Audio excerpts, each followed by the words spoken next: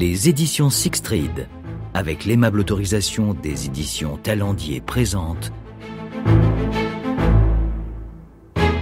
Les maîtres de la manipulation. Un siècle de persuasion de masse de David Colomb. Interprété par Laurent Moreau.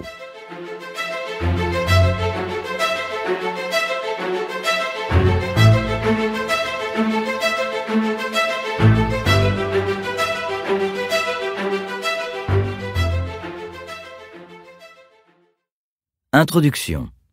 Une révolution dans l'art de la persuasion. Ils influencent à notre insu nos comportements et nos attitudes. Depuis plus d'un siècle, ils fabriquent le consentement ou le dissentiment, font et défont les élections, persuadent des nations d'entrer en guerre, défendent les intérêts des industries polluantes ou promeuvent la consommation de masse. Qu'on les appelle spin doctors, maîtres du faire-croire, ingénieurs du chaos, persuadeurs clandestins ou ingénieurs de l'âme humaine, ils ont tous fait profession de nous manipuler pour servir des projets politiques, industriels ou commerciaux, et façonnent ainsi le monde dans lequel nous vivons. Qu'ils soient publicitaires, communicants, propagandistes politiques, lobbyistes, scientifiques, cinéastes ou hommes de télévision, ils sont passés maîtres dans l'art de la persuasion. Un art qu'ils ont sans cesse perfectionné en tirant profit des avancées des sciences et des techniques, jusqu'à mettre au point, à l'ère numérique, de véritables armes de manipulation de masse. Il n'est pas aisé d'admettre que l'on puisse ainsi être manipulé au quotidien, tant l'art de la persuasion des foules est associé, dans nos esprits, au régime autoritaire et totalitaire. Pourtant, cette pratique trouve bel et bien son origine dans la démocratie, où, faute de pouvoir agir sur les comportements par la contrainte, il est depuis longtemps fait recours à la persuasion, qui consiste à agir en douceur sur les conduites des individus, soit pour les amener à être convaincus de quelque chose, soit pour les engager dans une action. C'est au sein de la démocratie athénienne qu'apparaît la forme la plus ancienne de persuasion, la rhétorique. Cet art du discours qu'Aristote définit comme la faculté de considérer pour chaque question ce qui peut être propre à persuader.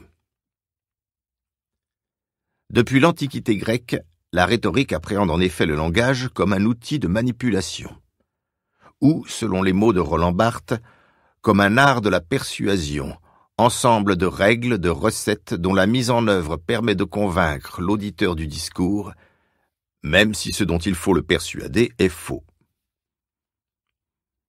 Dans la mythologie grecque, aux côtés de Métis, la ruse, et Tyché, la fortune, Péito, la persuasion, est une déesse qui exerce son art enchanteur au mépris du libre arbitre de ses victimes. Dans Gorgias, Socrate critique les sophistes, ces maîtres de l'éloquence qui, dans le seul but de persuader, trahissent la vérité, l'éthique et parfois la logique. La persuasion, écrit-il, est une pratique malfaisante et mensongère, vulgaire et basse, une duperie au moyen d'arrangements, de fards, de polissage, de vêtures, de façon à s'attirer sur soi une beauté d'emprunt. L'art de l'orateur, comme l'écrit plus tard Cicéron, consiste à savoir mobiliser tout ce qui est propre à persuader. Cet orateur romain reste fidèle à Aristote, qui distinguait dans la rhétorique 3 registres de la persuasion. La crédibilité de l'orateur, ethos, l'émotion qu'il suscite, pathos, et la qualité du raisonnement, logos. La rhétorique apparaît encore de nos jours comme l'art de la persuasion par excellence, qui repose sur une série de techniques oratoires transmises de maître à élève. Pourtant, depuis le début du XXe siècle, l'art de la persuasion connaît une révolution radicale bien que silencieuse. Aux États-Unis d'abord, puis dans l'ensemble du monde industriel, elle est devenue une science appliquée, conçue et sans cesse perfectionnée par une nouvelle génération d'hommes qui se targuent de pouvoir percer les secrets des masses et font profession d'agir sur leurs attitudes et leurs comportements en recourant aux sciences et aux techniques modernes.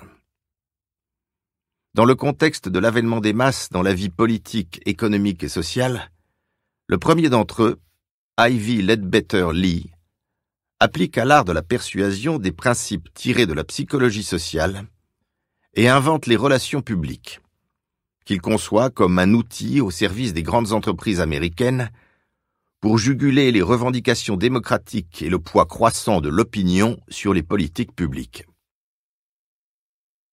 La Première Guerre mondiale précipite ensuite la mue de l'art de la persuasion en une science appliquée à l'échelle de la nation américaine tout entière, lorsque George Creel, qui est chargé de persuader ses concitoyens du bien fondé d'une entrée en guerre dont ils ne voulaient pas, recourt aux techniques les plus modernes pour influencer non pas l'ennemi, mais sa propre population.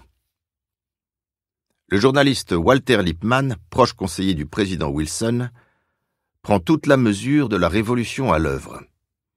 Il écrit en 1922 que la pratique de la démocratie a pris un tournant et qu'une révolution se produit. La persuasion, constate-t-il, est devenue un art consciencieux et un organe régulier du gouvernement populaire.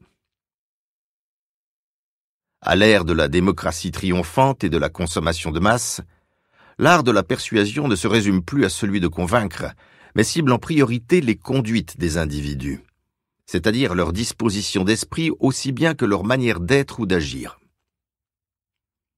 Les nouveaux maîtres de la persuasion trahissent ainsi sans vergogne la conception éthique qu'avait de l'art de persuader le philosophe Pascal, qui distinguait parmi les puissances qui nous poussent à consentir la voie naturelle de l'entendement, car, écrit-il, on ne devrait jamais consentir qu'aux vérités démontrées, et celle de la volonté, cette voix basse, indigne et étrangère qui porte à croire non par la preuve mais par l'agrément.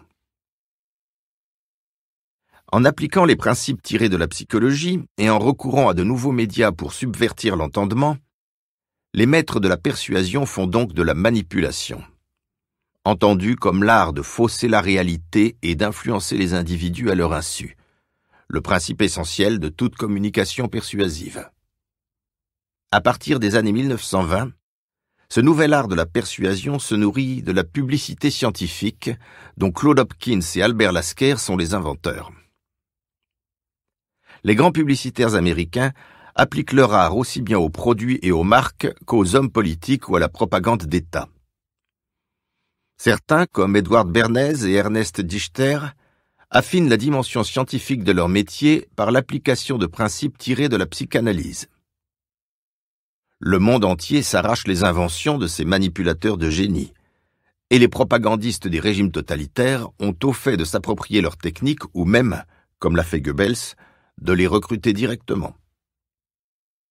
À chaque fois qu'il franchit les frontières, l'art de la persuasion se perfectionne, à l'image du cinéma de propagande, inventé aux États-Unis en 1915, appliqué à la propagande totalitaire par Sergei Eisenstein puis Leni Riefenstahl, avant que Frank Capra et Walt Disney s'inspirent à leur tour des innovations des cinéastes totalitaires, tout en recourant aux sondages et aux études de marché pour perfectionner la dimension persuasive et manipulatrice de leurs films de propagande. Une fois qu'une technique de persuasion a été inventée, en effet, des artisans ou des maîtres s'emploient l'un après l'autre à en perfectionner l'usage. Et à chaque fois qu'un progrès intervient dans la connaissance scientifique de l'esprit humain, il est presque aussitôt appliqué à la persuasion de masse.